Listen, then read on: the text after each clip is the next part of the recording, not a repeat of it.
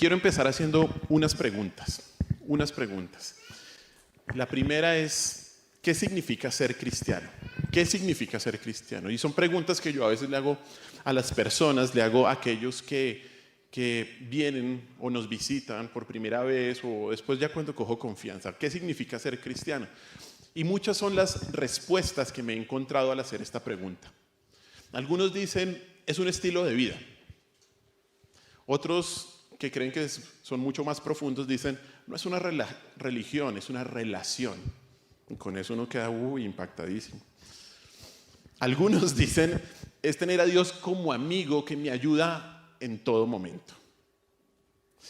Pero junto con esta pregunta hay otra que yo también hago, y es, ¿por qué vas a la iglesia?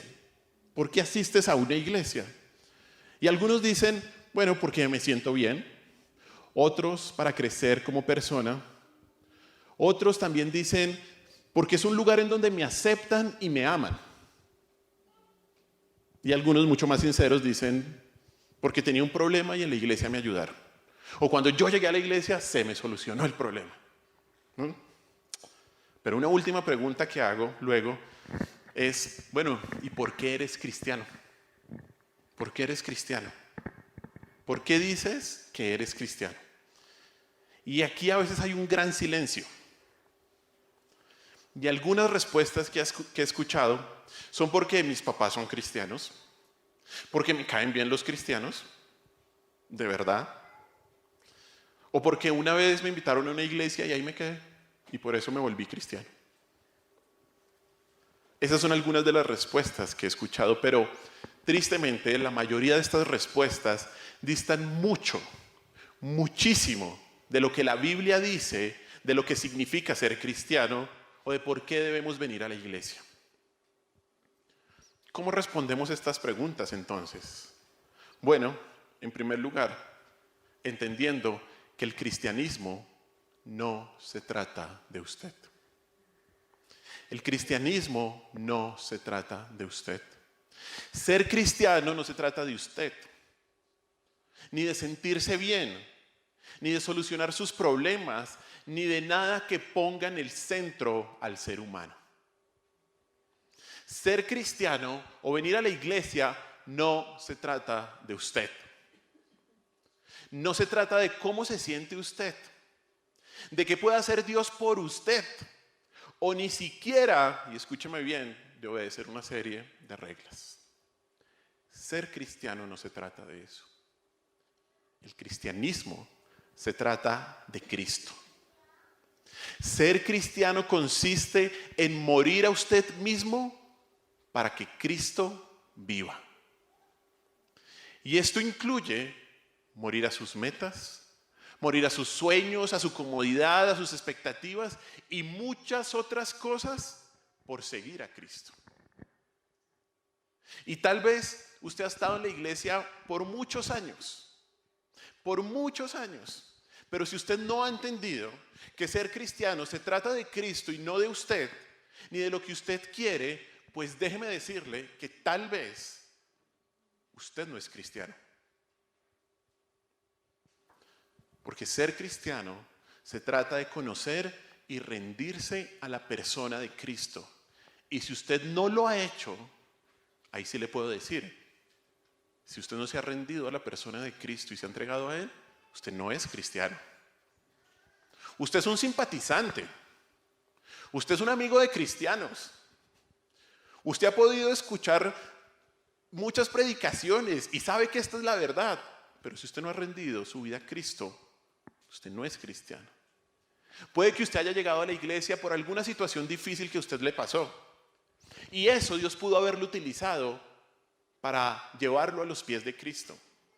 Pero si usted se quedó pensando en que Dios y en que Cristo están para solucionarle sus problemas y son una palanca para que usted pueda cumplir sus sueños, para que usted tenga estabilidad, usted no ha entendido lo que es ser cristiano. A usted le pudo pasar lo que le pasó a los discípulos. ¿Sabe qué le pasó a los discípulos? Ellos se acercaron a Cristo. ¿Por qué? Porque creían que Él era el Mesías prometido, el Rey, que iba a traer justicia y iba a librarlos de la opresión romana, iba a instaurar el reino de Israel sobre todas las naciones. Esa fue su motivación inicial. De hecho, si usted recuerda, cuando el Señor resucita, Hechos capítulo 1, ellos le hacen una pregunta al Señor Jesús: Señor, ¿cuándo vas a restaurar el reino? Y el Señor, ¿qué les dice? A ustedes no les importa esto. Y ascendió a los cielos. Pero probablemente a muchos de nosotros nos pudo pasar eso. Llegamos a la iglesia por esto, ¿cierto? Y Dios utilizó eso. Sin embargo, los discípulos entendieron, los 12 apóstoles entendieron, o más bien los 11, entendieron que Cristo era mucho más que eso.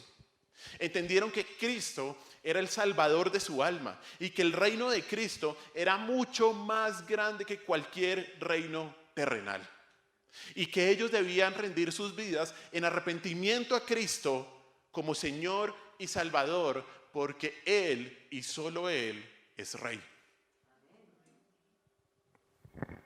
Ser cristiano se trata de Cristo, no de usted. Ser cristiano se trata de Cristo y de entender que Él es el Salvador, el Señor y el Rey. Y desde este maravilloso Cristo del que hoy vamos a comenzar a estudiar en el Evangelio de Mateo. Así que acompáñenme a Mateo, capítulo 1, versículo 1. Mateo 1:1. Solamente vamos a leer este versículo y solamente vamos a estudiar este versículo. Dice así. Así comienza Mateo su Evangelio.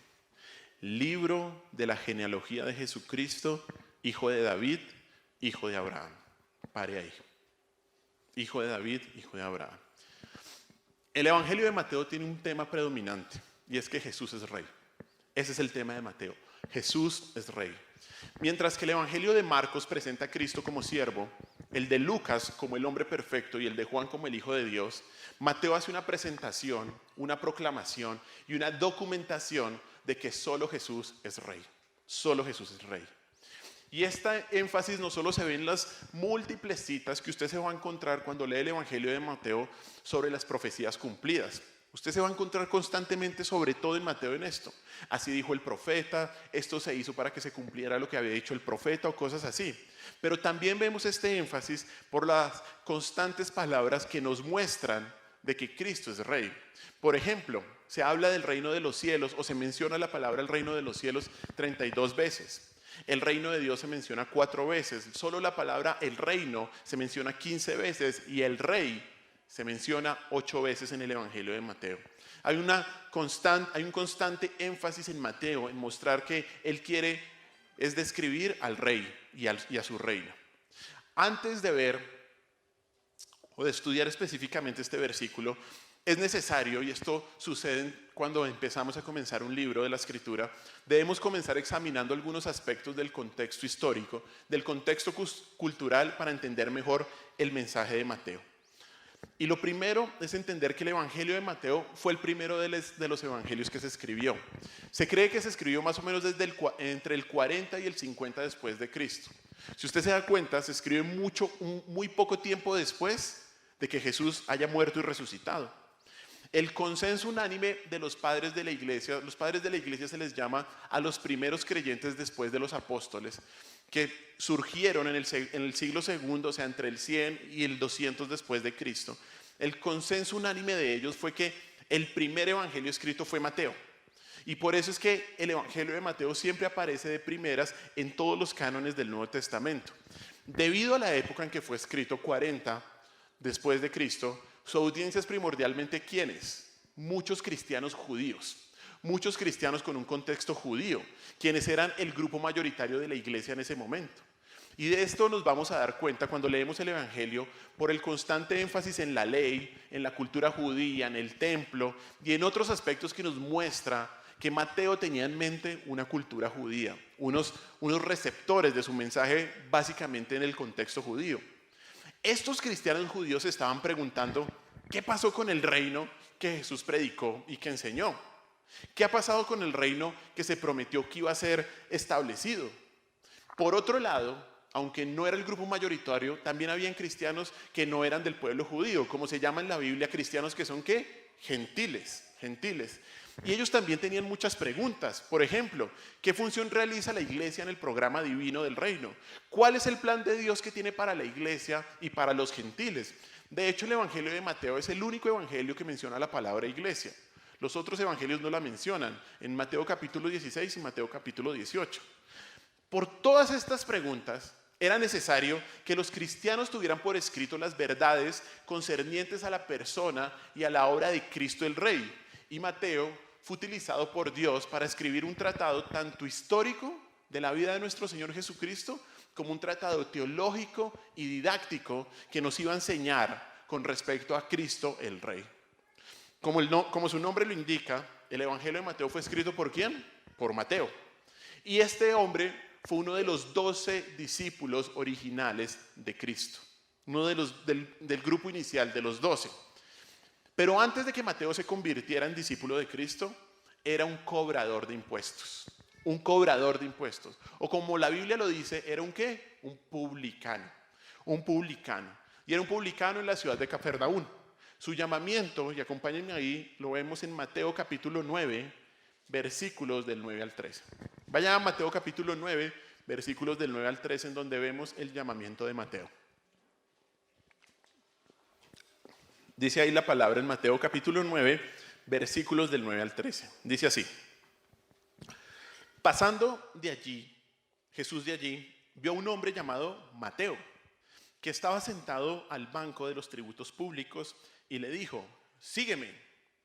Y se levantó y le siguió. Y aconteció que estando él sentado a la mesa en la casa, he aquí que muchos publicanos y pecadores que habían venido se sentaron juntamente a la mesa con Jesús y sus discípulos.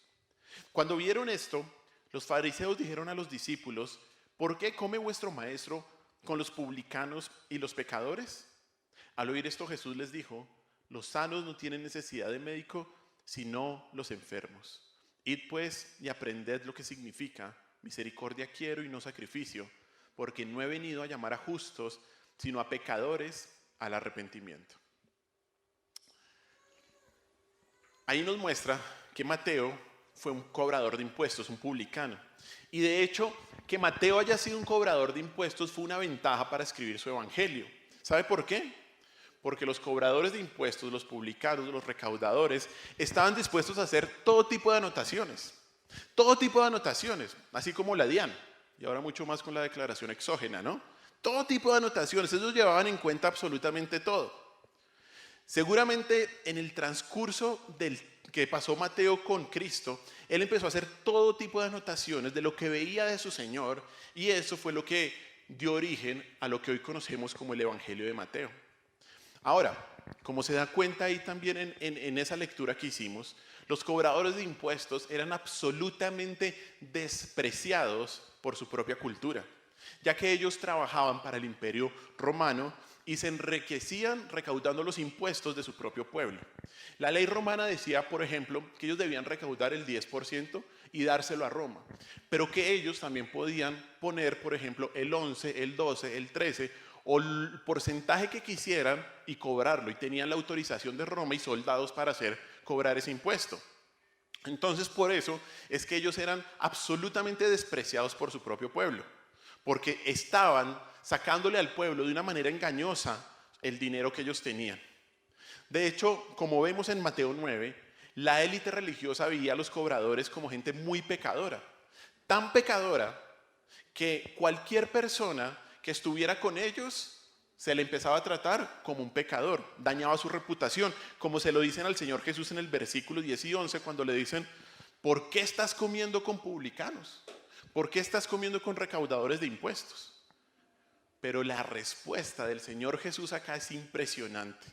La respuesta que le da el Señor Jesús a estos fariseos es una de las explicaciones más claras de Dios y de su evangelio para el hombre. Él dice que no he venido a llamar a justos, sino a pecadores al arrepentimiento, ahí en el versículo 13.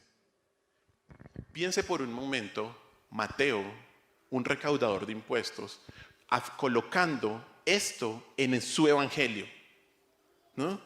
¿Qué está poniendo ahí? O sea, que Mateo haya registrado esta respuesta del Señor, nos muestra ¿qué? Nos muestra un infinito agradecimiento con Cristo. ya que a pesar de su pecado, lo llamó a arrepentirse. O sea, Mateo coloca este relato para decir que yo soy el pecador. Yo soy el pecador, el recaudador de impuestos, el abusivo. ¿Y el Señor qué? Vino a salvarme. Vino a salvarme. De hecho, en el siguiente capítulo vemos cómo Cristo lo llama que sea uno de sus discípulos. Mire lo que dice Mateo 10. Mateo 10 del 1 al 4. Y vamos a ver también este énfasis que hace Mateo. Mateo 10 del 1 al 4, mire lo que dice. Dice así. Entonces, llamando a sus 12 discípulos, les dio autoridad sobre los espíritus inmundos para que los echasen fuera y para sanar toda enfermedad y toda dolencia. Versículo 2. Los nombres de los 12 apóstoles son estos. Primero Simón, llamado Pedro, y Andrés su hermano, Jacobo, hijo de Zebedeo, y Juan su hermano. Felipe, Bartolomé, Tomás, Mateo, el publicano, Jacobo, hijo de Alfeo, Lebeo por sobrenombre Tadeo, Simón el cananista y Judas Iscariote, el que también lo entregó. Increíble el corazón de Mateo, cómo él se veía, ¿no? Aquí este registro nos muestra cómo Mateo había entendido la gracia de Dios en su vida, y que él mismo afirma que había sido publicano. O sea, él está escribiendo de sí mismo. Él está mostrando, Mateo, yo, el publicano, el pecador, el recaudador. Él mismo afirma que era un pecador salvado por la gracia de Dios y que a pesar de su pecado, Dios lo llamó al apostolado. Con este registro, Mateo afirma y nos enseña que no hay nada bueno, escúcheme bien, no hay nada bueno en alguien para ser llamado por Dios, ni a salvación, ni al servicio. Nada. Usted está acá, si es creyente, usted está acá, no porque usted sea bueno, porque es que usted era bueno antes o sintió la necesidad de Dios. No. Todos éramos como Mateo, publicanos, pecadores, ladrones, avaros, salvados ¿por qué? La gracia de Dios, por la gracia de Dios, por la gracia del Señor. Mateo también en los evangelios, pero solamente en Lucas y en Marcos es llamado Leví. Tal vez usted se ha dado cuenta de que a veces la descripción de Mateo le dicen Leví, pero solamente en los evangelios de Marcos y Lucas. En su propio evangelio él no dice que él se había llamado Leví, pero sabemos eso está en Marcos 2 y en Lucas 5, por la descripción del evento, de la cena del Señor Jesús con los recaudadores de impuestos, porque aparecen los mismos nombres que están en ese momento y por el lugar que era Cafarnaúm. Es la misma persona.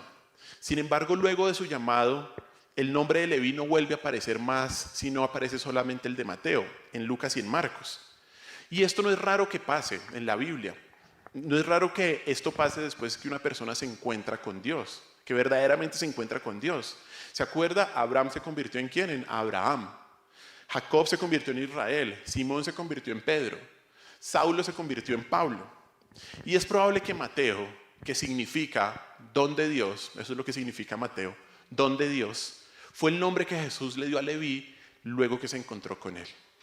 Mateo, don de Dios. Y desde ese momento, él fue Mateo. De hecho, cuando usted, si se dio cuenta, en Mateo capítulo 9, cuando Dios lo llama, su primer llamado a salvación, él se coloca Mateo, él no se coloca Leví. Y es bien interesante eso, porque él lo que está mostrando también es eso, ¿no? Él es que un pecador que ha sido salvado por la gracia de Dios y tiene una nueva identidad en Cristo. Bueno, habiendo entendido quién era Mateo, ahora podemos examinar cuál fue su propósito al escribir.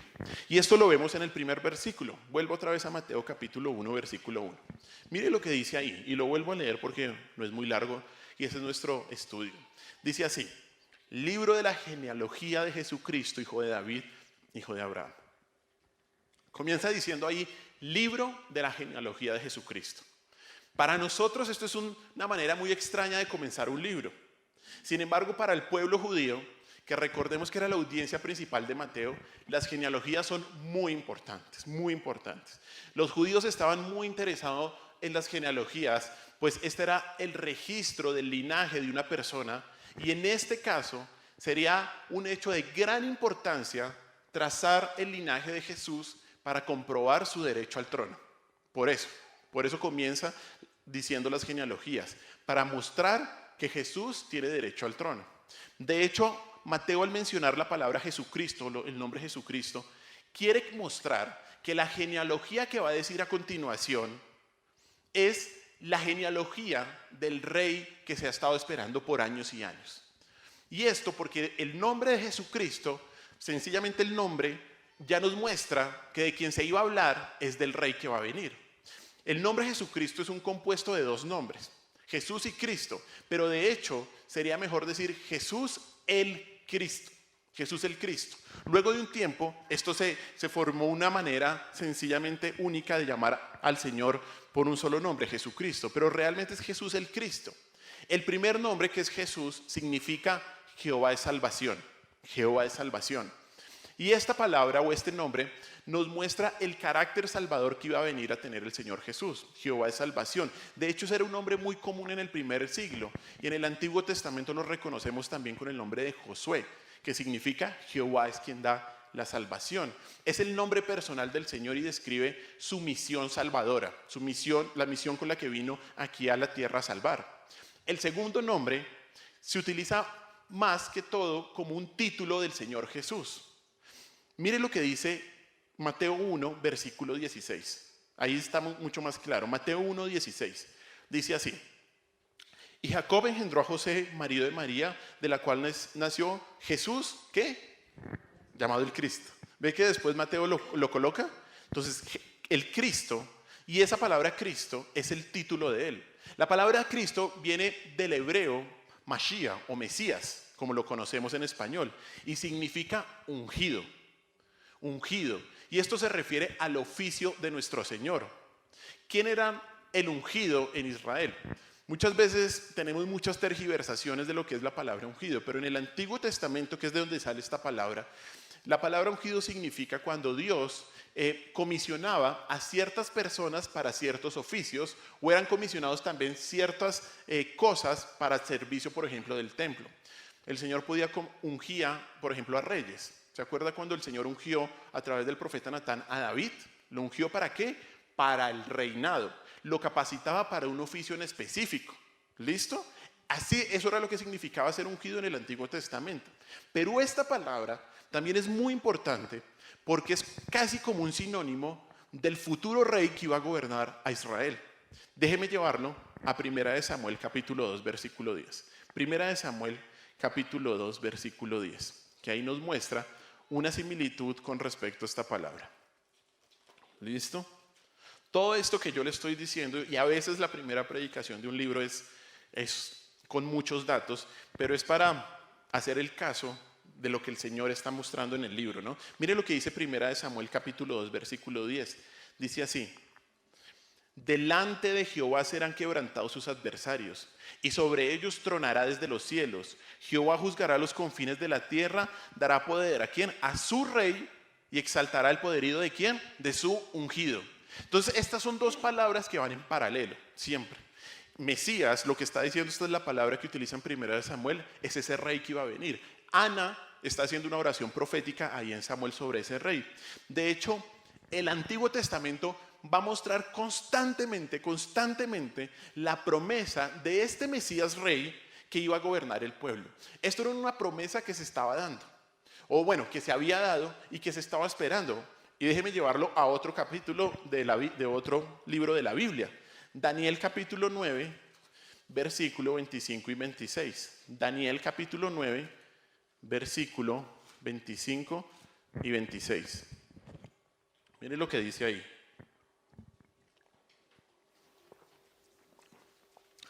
Y este es un capítulo que habla sobre lo que iba a pasar con Cristo y también en los últimos tiempos. Está mezclado.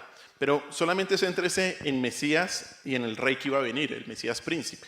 Y mire Daniel 9, 25, 26, dice así: sabe pues y entiende que desde la salida de la orden para restaurar y edificar a Jerusalén hasta el Mesías príncipe habrá 7 semanas y 72 semanas. Se volverá a edificar la plaza y el muro en tiempos angustiosos. Esto es tiempo de Esdras y Nehemías. Y luego después dice, y después de las 72 semanas se quitará la vida al Mesías, mas no por sí. Esto fue lo que pasó con Cristo. Y el pueblo de un príncipe que ha de venir destruirá la ciudad y el santuario, y su fin será con inundación, y hasta el fin de la guerra durarán las devastaciones. Ve continuamente la palabra Mesías, príncipe, rey. Hay una expectativa en el Antiguo Testamento. ¿Por qué? Estamos esperando al rey, estamos esperando al Mesías, estamos esperando ese futuro gobernante que había sido prometido. ¿Y qué es lo que nos enseña todo esto? Vuelva a Mateo capítulo 1:1. ¿Qué dice ahí? Libro de la genealogía de Jesucristo. En las primeras 6 letras del Evangelio de Mateo, él nos dice que va a hablar ¿de quién? De Jesús el Rey, de Jesús el Salvador, del Rey Salvador que iba a venir. En las primeras 6 letras de su Evangelio, Mateo nos dice que va a hablar sobre el Mesías, sobre el ungido de Dios como Rey Salvador que había sido prometido y esperado por muchos años. Por muchos años. Pero luego de anunciar esto, estas primeras 6 palabras, luego de anunciar que este Evangelio se trata de Jesús el Rey, Mateo pasa ahora a anunciar, y lo que va a hacer con la genealogía es anunciar el derecho legal que Jesús tiene como rey, al comenzar su genealogía diciendo que hijo de David, hijo de Abraham, hijo de David, hijo de Abraham. Estas 2 descripciones de Cristo es un resumen de toda la genealogía que más adelante va a decir Mateo, de los versículos 2 al 17, ya que David y Abraham son los 2 grandes referentes de la nación de Israel. Mateo hace énfasis tanto en su raíz davídica como en su raíz abrahámica. Por un lado, la raíz davídica, y ya lo vamos a ver más a profundidad, nos muestra que el derecho de Cristo a reinar. Pero por otro lado, su raíz que viene de Abraham nos muestra su misión salvadora. Lo mismo que dice su nombre, Jesucristo. Y esto nos indica la verdad de que Cristo es el Rey, pero también es el Salvador. Cristo es el Rey, pero también es el Salvador. Y ya vamos a ver lo lindo que es que se muestra esto en Mateo. Y estas 2 verdades van a ser paralelas en todo el Evangelio de Mateo, en todo el Evangelio. Y aunque obviamente va a haber un mayor énfasis en que Cristo es Rey, porque ese es el énfasis principal, como que el subtema es que Cristo es el Salvador, Jesús es el Salvador. Un Rey que vino a morir por sus súbditos. Un Rey que vino a morir por sus súbditos. Por eso en lo que resta del sermón vamos a ver estas 2 verdades, que Cristo es hijo de David e hijo de Abraham. Cristo es hijo de David e hijo de Abraham. Y entender lo que esto significa va a hacer que nos admiremos más de la persona de Cristo, que lo adoremos con mayor reverencia, que lo obedezcamos con más entrega y que lo amemos con mayor devoción. Porque Cristo es eso. Cristo es ¿qué? Hijo de David e hijo de Abraham. Y esto, escúchame bien, esto es lo que es y debe hacer un cristiano. Centrarse en la persona de Cristo. Centrarse en la persona de Cristo. Así que lo que nos resta del sermón, y voy a empezar ahora sí el sermón, vamos a ver qué significa hijo de David e hijo de Abraham. ¿Listo? Hijo de David e hijo de Abraham. Es una pequeña introducción la que acabo de hacer. Bueno, usted no se preocupe y no me abra los ojos, yo acabo a tiempo siempre. ¿Listo? ¿Qué significa que Cristo es hijo de David? Y antes de estudiar lo que significa esta expresión, es importante llamar la atención sobre algo que dice el versículo. Aquí, en este versículo, hay algo que no es común. Hay algo que no es común en cómo se presenta una genealogía. El orden en el que Mateo coloca a David y a Abraham no es el orden cronológico que debería estar, ¿no? ¿Por qué? Pues porque David nació después que Abraham. ¿Será que Mateo se equivocó? No. ¿Será que el Espíritu Santo se equivocó? Obviamente no. ¿Por qué el Espíritu Santo a través de Mateo colocó primero a David? Bueno, una vez más hacemos el énfasis, porque el énfasis de Mateo o del Espíritu Santo a través de Mateo era mostrar que Cristo era rey. Ese es el énfasis y lo está colocando constantemente. Si no hubiera puesto primero hijo de Abraham, hijo de David, pero él pone intencionalmente que Cristo es hijo de David. El énfasis de Mateo es presentar a Cristo como rey Y el hijo de David representa ese futuro rey que iba a venir. Ahora, ¿qué significa esto? Bueno, la expresión hijo de en la Biblia describe una relación de parentesco con una persona. Y el hecho de que Jesús, de Jesús el Mesías, es designado hijo de David, lo relaciona inmediatamente ¿con qué? Con el David histórico, ¿cierto? Con ese David que había vivido hacía en ese momento 1000 años más o menos, y que Dios hizo un pacto con David. Entonces, para entender bien qué significa hijo de David, tenemos que ir atrás para saber cuál fue el pacto que Dios hizo con David. Y para eso vamos a 2 de Samuel, capítulo 7, versículos del 12 al 13. Mire lo que dice 2 de Samuel. 2 de Samuel, capítulo 7, del 12 al 13. Dice así. Y esta es la palabra que le está dando ¿quién? Dios a David. Un poquito el contexto se lo cuento. David acababa de ascender al trono y estaba muy agradecido. Y él le dice al profeta, yo quiero construirle una casa al Señor. Y primero el profeta le dice, sí, claro, constrúyeselo, pero después Dios le llama la atención al profeta y le dice, no, yo soy el que le voy a construir una casa. Y mire lo que dice ahora sí, 2 de Samuel 7, del 12 al 13 y el versículo 16 también. Dice así, y cuando tus días, esto ya es al final del relato, y cuando tus días sean cumplidos, le está diciendo Dios a David, y duermas con tus padres, yo levantaré después de ti a uno de tu linaje, el cual procederá de tus entrañas y afirmaré su reino. Él edificará casa a mi nombre y yo afirmaré para siempre el trono de su reino. Tengan en cuenta eso. Ahora salte al versículo 16. Después, si usted quiere, léase todo el capítulo, que es muy importante. Pero mire lo que dice el versículo 16. Dice así, y será afirmada tu casa y tu reino para siempre delante de tu rostro, y tu trono será estable eternamente. ¿Quién iba a ser este rey? Este descendiente de David. ¿Será que fue Salomón? No. Porque al final Salomón, no al final, al principio Salomón se desvió. Al final es que vemos que se arrepiente. Pero además, si ve ese énfasis en la Biblia que dice para siempre, eternamente, este debería ser un rey diferente a un rey humano. Bueno, mire, hay tres cosas, tres aspectos que este pacto declara del compromiso de Dios con David. En primer lugar dice que un trono para siempre, ¿cierto? Un trono para siempre. Y ahí lo dice con las palabras que afirmará su reino y también que afirmará para siempre el trono de su reino. Iba a venir un trono para siempre. En segundo lugar, Dios le promete a David un reino que sería estable e incluiría un dominio universal. Universal. Y eso lo vemos en las palabras, ahí en el versículo 16, donde dice, tu trono será estable eternamente. Esto no es por el tiempo de David, de Salomón, no, sino que eternamente. Un reinado que universal. Pero mire el tercero, dice una casa. ¿Y esto qué significa esta palabra casa? Significa un descendiente, una descendencia física. Y esto lo vemos cuando el versículo dice, él edificará ¿qué? Casa a mi nombre. Él edificará casa a mi nombre en el versículo 13. ¿Listo? Como lo mencioné, esta promesa no fue cumplida en el tiempo del Antiguo Testamento. Porque ¿se acuerda qué es lo que pasa después de que viene Salomón? Salomón obviamente hace que el reino se expanda, pero no de la manera como Dios quería. El reino de Israel se expande de una manera increíble, pero por puras alianzas pecaminosas con otros reyes. Por eso es que Salomón tiene tantas esposas, ¿no? Por eso, porque era muy político Salomón. Pero debido a esa política tiene a su hijo y después de su hijo que viene, se divide el reino. La nación entra en pecado, desde que Salomón entra en pecado y al final viene el exilio. Luego del exilio pasan los 70 años, vuelve el pueblo de Israel y el reino ¿qué? La gente está esperando, ¿y qué pasó acá?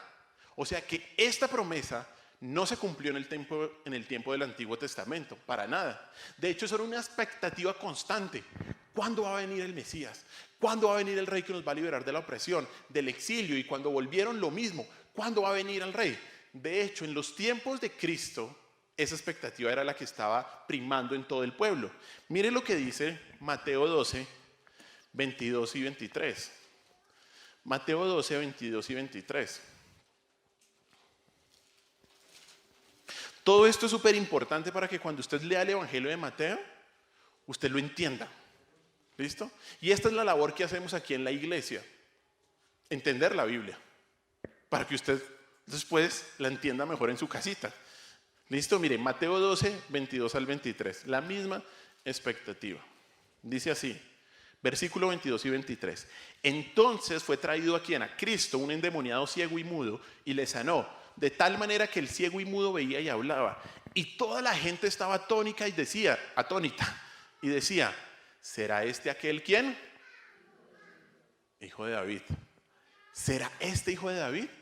Y esto es un tema que vamos a ver más adelante, pero los milagros y las señales que hizo el Señor Jesús describen que el poder del rey para gobernar. Eso es, por eso el Señor hizo señales y prodigios, para mostrarle a todos los que estaban ahí que Él tenía el derecho a gobernar porque tenía el poder del rey. ¿Listo? Pero eso lo vemos después. Pero ve la expectativa, todos decían, ¿será este el rey? ¿Será este el rey? La gente estaba esperando a ese hijo de David que vendría a reinar sobre el pueblo. Y aún más por la opresión que estaban viviendo en ese momento del Imperio Romano. Por eso, cuando Mateo abre su evangelio diciéndole, libro de la genealogía de Jesucristo, hijo de David, seguramente una persona de aquella época abrió los ojos, su corazón se llenó de emoción porque le iban a hablar del rey que habían estado esperando por años y años. Y de eso se trata Mateo. De eso se trata Mateo. No hay duda de que este evangelio gira alrededor de que Jesús el Mesías, Jesús el Cristo, es presentado a la nación de Israel como el rey esperado y el rey prometido del Antiguo Testamento. Mateo está interesado en establecer que su argumento respecto al carácter real de Jesús no es en modo alguno producto de su imaginación o producto de la invención de la iglesia del primer siglo, para nada. Que Jesús sea rey es una verdad arraigada en la Escritura. Y lo que Mateo va a hacer es mostrar que Cristo cumple con todos los requisitos, con absolutamente todos los requisitos acerca del rey que iba a venir. Por eso constantemente se mencionan las profecías en el Evangelio de Mateo. Y de hecho, para mostrarle eso, solamente quiero darle un ejemplo en los primeros 4 capítulos del Evangelio de Mateo, que lo que describen es el derecho legal de Cristo a reinar. Eso es lo que muestran los primeros 4 capítulos, el derecho legal de Cristo a reinar. En primer lugar está la genealogía, ya la hablamos, y si Dios quiere y nos da licencia, de hoy en 8 vamos a hablar la genealogía. Aunque usted no lo crea, de la genealogía se saca un mensaje y un buen mensaje. ¿Listo? Entonces, lo primero que Mateo va a hacer es mostrar su derecho legal al trono a través de la genealogía, a través de la palabra, a través de mostrar los descendientes de Cristo.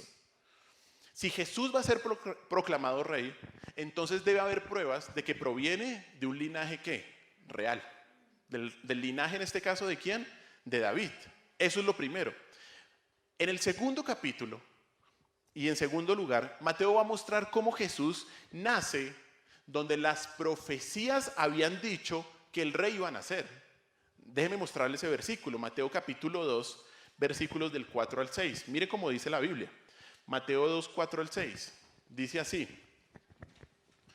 y convocados todos los principales y sacerdotes y los escribas del pueblo, les preguntó dónde había de nacer ¿quién?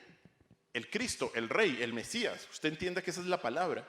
Ellos le dijeron, en Belén de Judea, porque así está escrito por el profeta.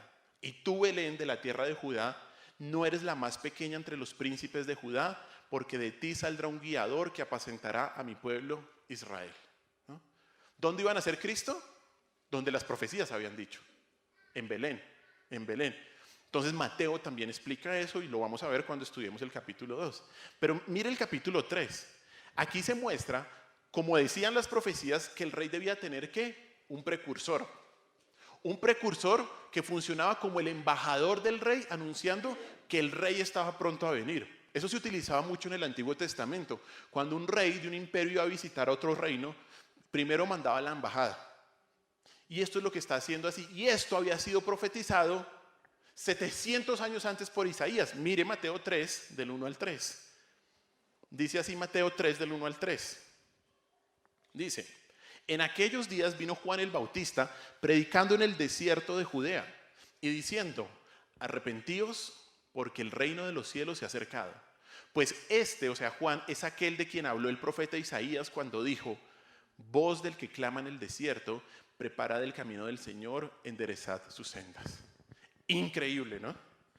Poquito a poquito, ¿qué está haciendo Mateo? Está mostrando cómo Jesús iba cumpliendo todas las profecías. Nació donde debía nacer, tuvo el precursor que Isaías dijo que tenía que tener. Pero mire el capítulo 4, y que cuando lleguemos ahí va a ser increíble. Porque el capítulo 4 nos va a mostrar que, en los primeros versículos, la tentación de Jesús, ¿cierto? La tentación de Jesús. No vamos a leer ningún versículo, pero la enseñanza es esta. Es que si la genealogía otorga al rey su derecho oficial a reinar por su linaje, la tentación lo va a certificar moralmente para gobernar. Eso es lo que hace la tentación, certificarlo moralmente para gobernar. ¿Por qué? Porque donde Adán falló, Jesús venció. Porque cuando Adán fue tentado, falló. Pero cuando Jesús fue tentado, como el perfecto hombre, ¿qué pasó? Venció. Entonces, todos estos primeros 4 capítulos nos van a mostrar que el derecho legal que Jesús tiene para reinar. Y eso es lo que está haciendo Mateo. Les voy a mostrar esto. Y eso es lo que nos está describiendo versículo a versículo. Y esto solo lo vemos en los primeros 4 capítulos. Pero es algo que vamos a ver en todo Mateo. De hecho, capítulos del 5 al 7 nos va a hablar sobre el Sermón del Monte. Y ahí Jesús habla con la autoridad de un rey. Con la autoridad de un rey está mostrando lo que deben hacer los súbditos de su reino. Luego, como ya lo mencioné, Jesús va a demostrar el poder que tenía como rey con las señales y con los prodigios que hizo. Si Él es el rey, Él tenía que demostrar ese poder y lo hizo. De hecho, luego, Jesús el rey va a morir por sus súbditos, como el rey siervo que fue y como las profecías lo habían dicho. Finalmente, como rey que es, como el rey eterno que es, resucita y encomienda un edicto real de ir por todo el mundo a encontrar a los súbditos del reino. Es tan claro que Cristo es rey y que el Evangelio lo muestra, el Evangelio de Mateo lo muestra, que al final en la cruz de manera providencial, y lo ponen los paganos, hay un letrero que dice, salve rey de los judíos, porque Él es rey, e incluso los paganos lo dicen. Hermanos, Cristo es rey. Cristo es rey. Y si queremos ver su realeza, no hay mejor libro que Mateo. No hay mejor libro que Mateo. Pero esto nos deja una pregunta. Una pregunta a la que nos vamos a enfrentar constantemente en la lectura del Evangelio de Mateo. Y es, si Cristo es rey, declarado, documentado y certificado, ¿cuál debe ser tu actitud ante el rey? Si Cristo es rey, ¿cuál debe ser tu actitud ante el rey? Porque este también es el propósito de Mateo. Este también es el propósito de Mateo. Mostrar a Cristo como rey y la respuesta que debes tener ante Él. Porque el propósito de Mateo no es solamente, bueno, les voy a describir a Cristo como rey. Nunca lo puedes leer así. Nunca puedes leer su evangelio, su precioso evangelio de esta manera. Es, si Cristo es rey, ¿yo qué? Y en el evangelio solo se muestran 2 respuestas. O lo aceptas o lo rechazas. Aquí no hay términos medios, no. O lo aceptas o lo rechazas. De hecho, un profesor en el seminario me dijo, el evangelio de Mateo se bosqueja fácilmente. Del 1 al 12, rechazo de Cristo. Del 13 al 28 ya se empieza a hablar de las verdades del evangelio y muchas veces en parábolas. Cristo no vuelve a ofrecer el reino a los fariseos, a los escribas, porque ellos lo habían rechazado y al final En el capítulo 12 lo rechazan de una manera horrible, pero esas son las únicas dos respuestas. Si Cristo es rey, entonces tú o lo aceptas o lo rechazas. Y estas dos respuestas también se muestran claramente en todo el Evangelio. Hay unos que rechazan a Cristo el Rey y otros que lo aceptan. Y de hecho Cristo es tan misericordioso, es tan lindo, que nos muestra cuál es el resultado de esas dos respuestas. Acompáñame a Mateo 25, primero del 31 al 34. Mateo 25, del 31 al 34.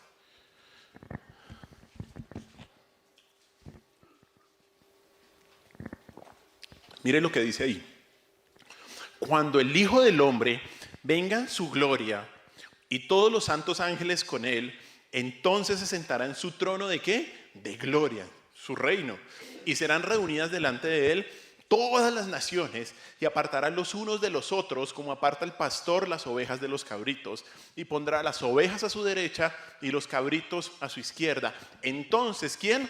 El rey dirá a los de su derecha: venid, benditos de mi Padre, heredad del reino, preparado para vosotros desde la fundación del mundo. Pare ahí. ¿Quiénes son ellos? Los que aceptaron al rey, ¿cierto? Ahora vaya al 41. Entonces dirá también a los de la izquierda: apartados de mí, malditos, al fuego eterno preparado para el diablo y sus ángeles. Mira, esto no es un mensajito. De esto depende tu vida. De esto depende tu eternidad. ¿Lo aceptas o lo rechazas? Ya sabes cuál es el fin. Y si lo aceptas, debes entender que lo aceptas y lo reconoces como el rey que es. No aceptas a Cristo y no aceptas que Cristo es rey bajo tus términos. ¿Estás loco o loca? No aceptas que Cristo es rey bajo tus términos. No le dices ni siquiera a un presidente o al presidente de su compañía, o de una compañía, cómo debes tú trabajar en su compañía. Lo mismo pasa con el rey del universo, el creador de los cielos y de la tierra, que un día va a venir en gloria y va a hacer que los de mi derecha vengan benditos al reino. Vengan benditos al reino. Los de mi izquierda, malditos. Malditos. Así es. No aceptas que Cristo es rey bajo tus términos. No hay tal como esa frase: yo creo en Dios a mi manera. Te estás condenando si crees así. No reconoces que Cristo es rey y vas a él exigiéndole que haga lo que quieres. O sea, ¿estás loco? ¿Cómo le vas a decir a un rey eso? No reconoces que Cristo es rey y lo buscas para que cumplas tus sueños, tus metas y tus anhelos. No. No reconoces que Cristo es rey y buscas hacer tu voluntad, sino solamente la voluntad del rey, porque es que eso hacemos los súbditos del rey. ¿Me entienden? Es que no puede ser más clara la palabra. Es que Dios es rey, Cristo es rey.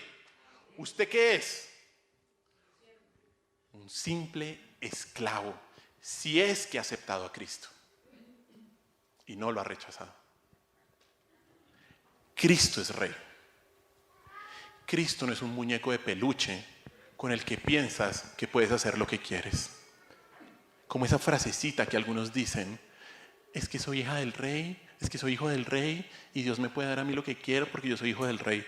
No seas ridículo. Perdón la expresión, no seas irreverente. Si lo has hecho, pídele perdón al Señor.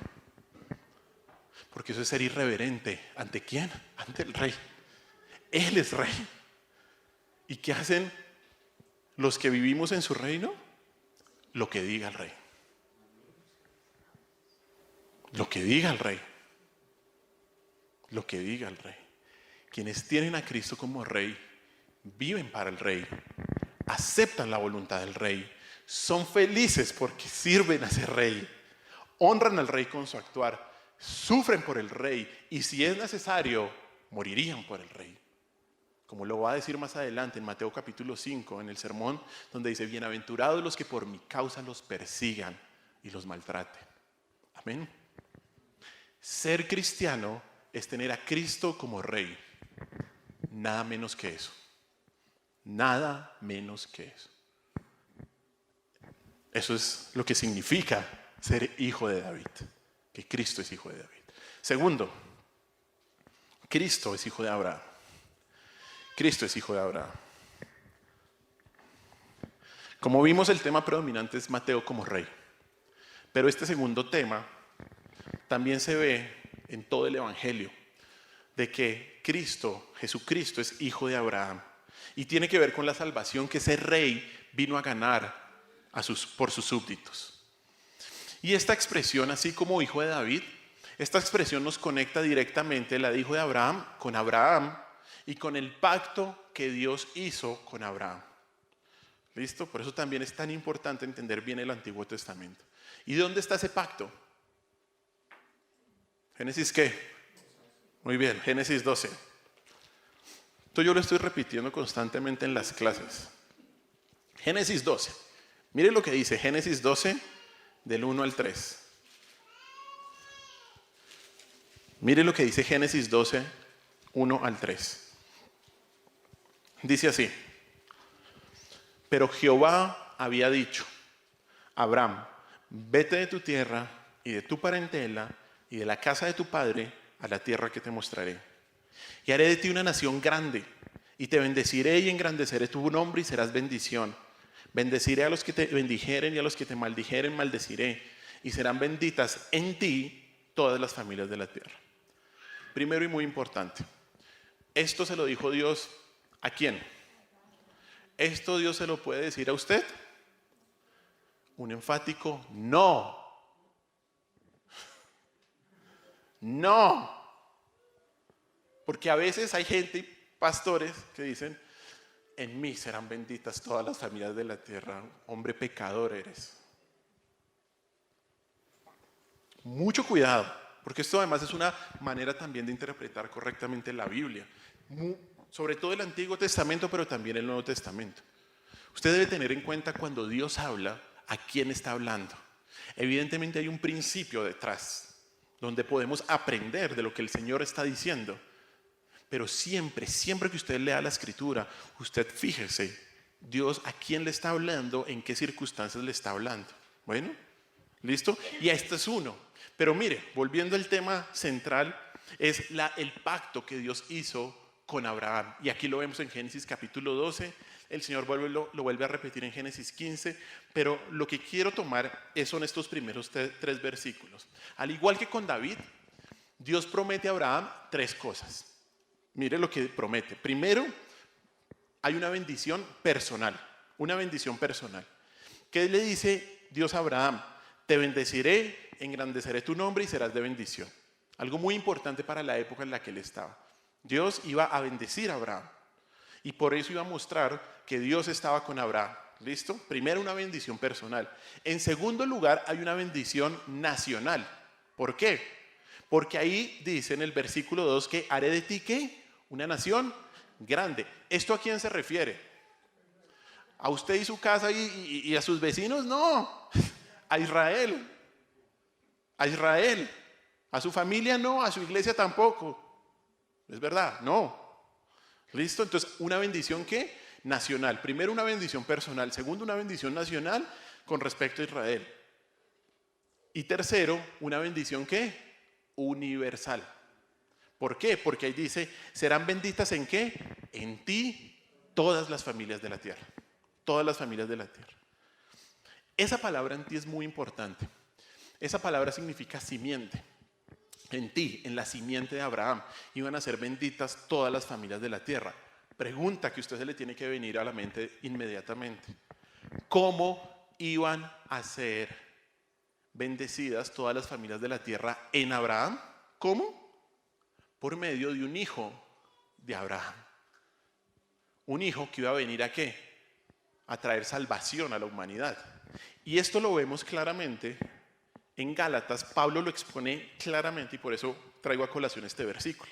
Vaya a Gálatas ahora, al Nuevo Testamento, y mire lo que dice Pablo ahí en Gálatas capítulo 3, versículos 14 al 16. Gálatas 3, 14 al 16. Dice así. Es que, como dice, más claro no canta un gallo, ¿no? Es que la Biblia es clara. Cuando usted realmente estudia la Biblia es clara. Dice así, Gálatas 3, 14 y 16. Para que en Cristo Jesús la bendición ¿de quién? De Abraham alcanzase a los gentiles, o sea, a los que no son del pueblo judío, a fin de que por la fe recibiésemos la promesa del Espíritu. Dice Pablo 15, hermanos, hablo en términos humanos. Un pacto, aunque sea de hombre, una vez ratificado, nadie lo invalida ni le añade. Ahora bien, a Abraham fueron hechas las promesas y a su simiente. No dice y a las simientes, como si hablase de muchos, sino como de uno, y a tu simiente, la cual es ¿quién? Más clara, no canta un gallo. Que Cristo era la bendición de salvación a cualquier persona, es claro en Mateo. Que Cristo era el único por el cual todas las familias de la tierra podían ser bendecidas, es claro aquí en este evangelio y en toda la Biblia. De hecho, en Mateo lo vemos y lo empezamos a ver, ¿se acuerda con unos personajes que vienen de Oriente a adorar al rey? Los magos de Oriente llegaron a Jerusalén buscando ¿a quién? Al rey de los judíos. Cuando estudiemos Mateo capítulo 2 lo vamos a mirar. Estos magos de Oriente, que no son del pueblo de Dios, llegaron a adorar. ¿Símbolo de qué? Símbolo de que creyeron en Cristo. Creyeron en el Mesías. Probablemente magos, ¿quién les había compartido en Oriente? Daniel. Pero después lo vamos a ver más. También lo vamos a ver en el Evangelio cuando Jesús atiende a un centurión romano, alguien que no es del pueblo de Israel, y atiende su petición. Y lo mismo con la mujer cananea que pide misericordia por su hijo, Mateo capítulo 15 y Mateo capítulo 8. El Señor está constantemente atendiendo ¿a quién? A los que no son del pueblo de Israel. Mateo va a dejar claro este mensaje, que Cristo es la bendición para todas las familias de la tierra. Mateo deja claro que la salvación de Cristo es para todo el mundo. De hecho, cuando dice que este evangelio se iba a predicar en todo lugar. Vamos a esa cita, Mateo 24, 14. Mateo 24, 14.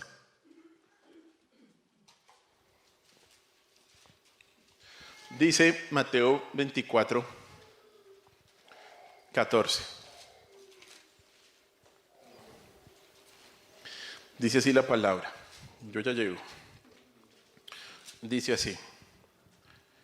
Y será predicado este evangelio del reino en todo el mundo. Miren lo que dice el evangelio de quién? Del reino. Para testimonio a todas las naciones y entonces vendrá el fin. Las últimas palabras del evangelio de Mateo es la gran comisión, en donde el Señor encomienda a sus discípulos ir ¿dónde? Por todo el mundo, a compartir el evangelio del reino. Cristo, como el hijo de Abraham, vino a cumplir lo que el pacto abrahámico anunció. Y así todas las familias de la tierra pueden encontrar bendición mediante la fe en Él. Solo de esa manera. Ahora, dos preguntas necesarias. La primera, ¿cuál es la bendición de Cristo a todas las familias de la tierra? ¿Cuál será la bendición? Busquémosla. ¿En dónde? En Mateo. Mire Mateo capítulo 1, versículo 21. Mateo 1, 21. Ahí nos muestra cuál es la bendición a todas las familias de la tierra. ¿Qué dice ahí? Y dará a luz un hijo y llamará su nombre Jesús, porque él ¿qué? Salvará a su pueblo de sus pecados. La bendición de Cristo es el perdón de pecados. Esa es la bendición, el perdón de pecados. Todos los hombres estábamos en deuda con un Dios santo. Todos, absolutamente todos. De hecho, un pastor dice, es que Dios tenía el derecho de matarnos apenas naciéramos, que teníamos pecado. Así es la verdad, déjeme decirle. Pero ¿cuál es la bendición? Que Cristo viene a traer perdón de pecados para reconciliarnos con Dios. Pero esa es la primera pregunta, ¿cuál es la bendición? La segunda es consecuencia de la primera y es esta. ¿Cómo puede cualquier persona de cualquier nación obtener la bendición de que sus pecados sean perdonados? ¿Cómo podemos obtener esa bendición del perdón de pecados?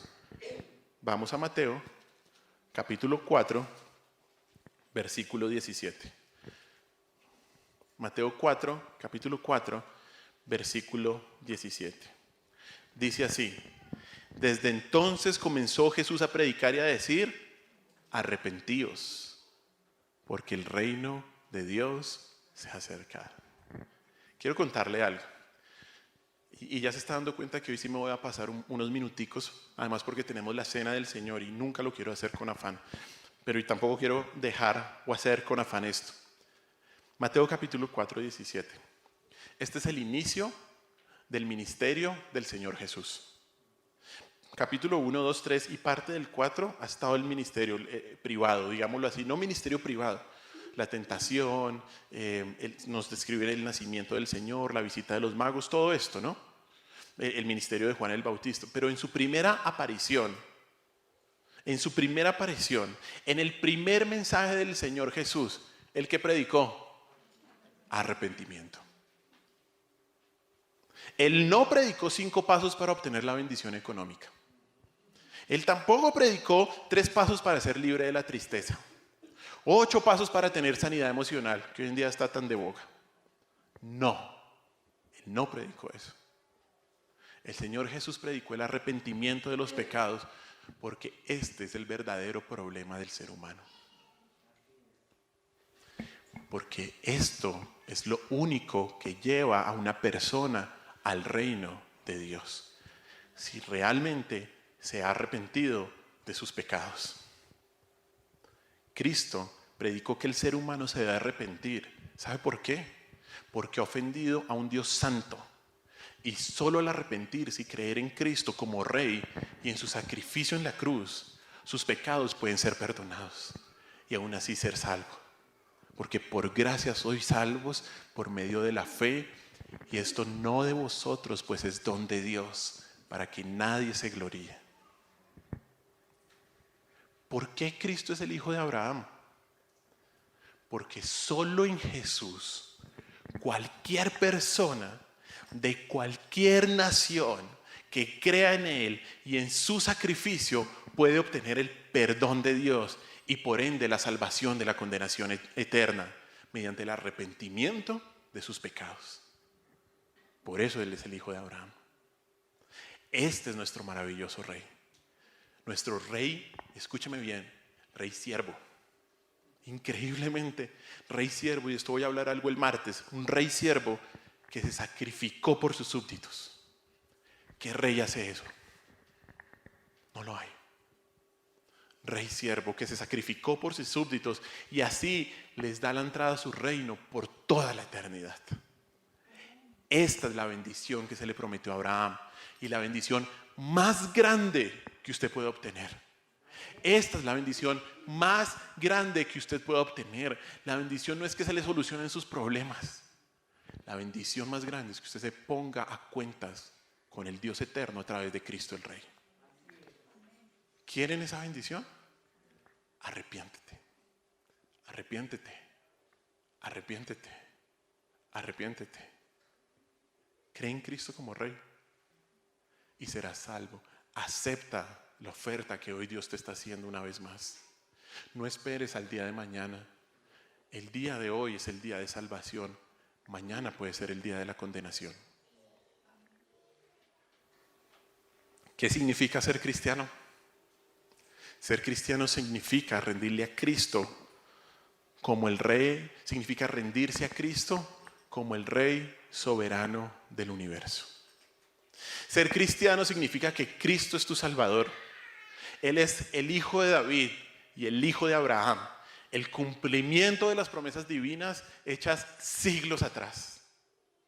Solo en Él puedes encontrar salvación de la condenación eterna cuando te sometas a su señorío y lo aceptes como el Rey que es. Lo aceptes como el Rey que es. Pon tu mirada en Cristo. Solamente en Cristo. Amén. Déjeme orar para concluir y nos preparamos para la cena del Señor, por favor. Señor, te doy muchas gracias por este día. Muchas gracias por tu inmensa, inmensa misericordia. Señor, gracias por tu palabra, porque es tan clara, Señor.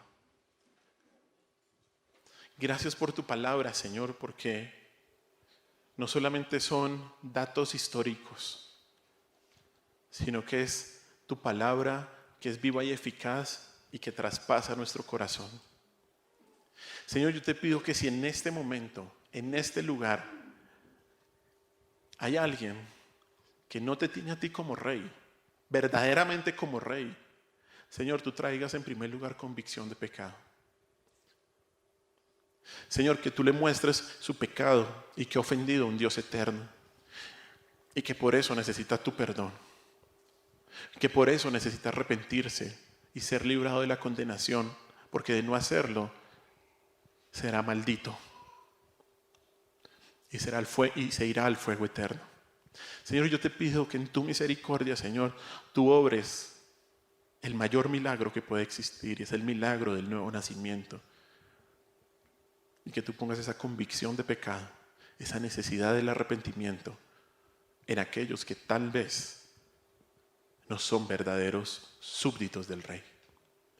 Señor, gracias por este evangelio, gracias por Mateo, por mostrarnos lo que nos muestra, Señor, y porque solamente en ti, Señor, podemos hallar la bendición verdadera, que es el perdón de pecados. Gracias, Cristo, porque tú eres hijo de David, hijo de Abraham, y queremos honrarte como el Rey Salvador que eres en esta iglesia y en cada una de nuestras vidas. Queremos vivir nuestra vida de acuerdo a lo que diga el Rey y no los súbditos. Ayúdanos a eso, Señor.